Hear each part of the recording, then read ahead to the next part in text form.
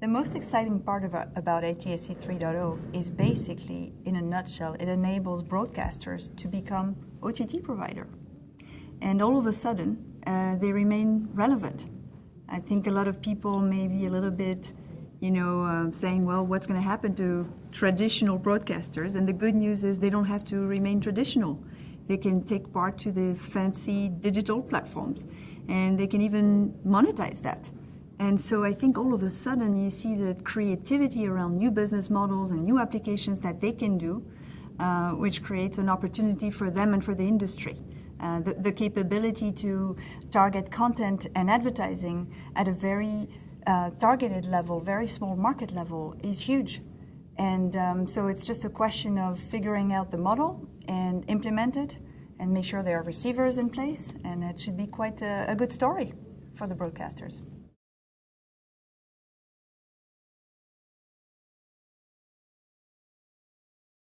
Broadcasters have an advantage of having already distributed ATSC 1.0 versus new entrants, and so they can take full advantage of their existing infrastructure to really upgrade it to ATSC 3.0 and add more to it. So they know what over-the-air transmission is, and you don't invent yourself an over-the-air broadcaster. So that experience is valuable. They know how to put together a strong program, and that is valuable. So I think they need to leverage those strengths and just take the opportunity of adding new services to make their offering even more compelling. And that way, this fragmentation that we're seeing, well, they can embrace it instead of having to live with it and potentially being threatened by it. So I think that's definitely for them a great opportunity.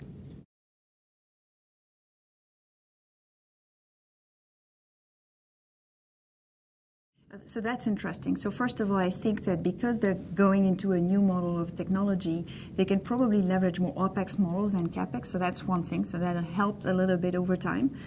But also they can take a very staged approach. They can start, by adding more services and see how they're being monetized.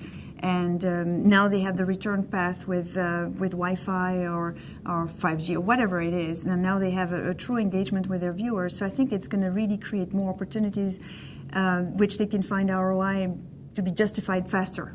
And they can also, because it's enabled by new technology, they can decide to try something, and if it doesn't work, they can drop it and reuse the same resource for something else. It's not like they have to replicate hardware infrastructure all around to add more services. They can leverage the power of the cloud-enabled and cloud-native solutions to really try new things. So that upfront investment is likely to be not as huge, and they can rapidly work out whether it's valuable to them.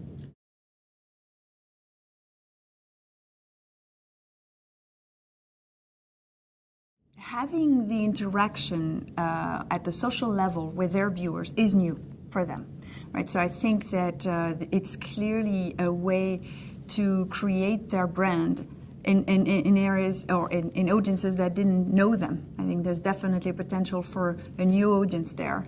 And also, I think it also creates a new revenue model whereby maybe they're not just ad funded, but if they do develop compelling content, maybe they'll find new audience that will subscribe to it.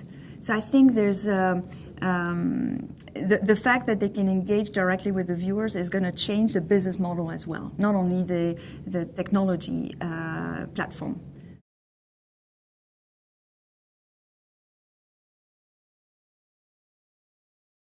I actually totally think that crowdfunding and collaborative platform, more open technology solutions is the way forward.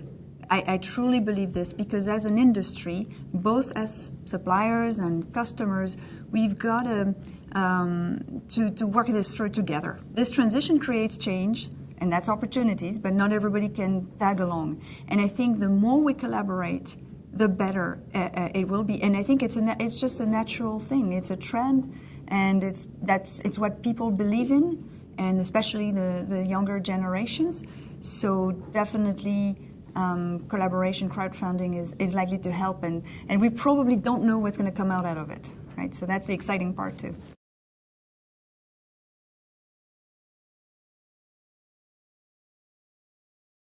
I think that in order for the transition to ATSC 3.0 to work, it's going to have to be done with a major step in the next 2 years or so, and then maybe there will be a longer tail of people who will join, or broadcasters who will join later. But I think that if there's a significant, let's say 60% of the market, and in fact, the bigger ones are committing to it as we speak, it'll be successful in the next 2 years. And I think we're also seeing receivers that will allow to make it affordable to receive ATSC 3.0.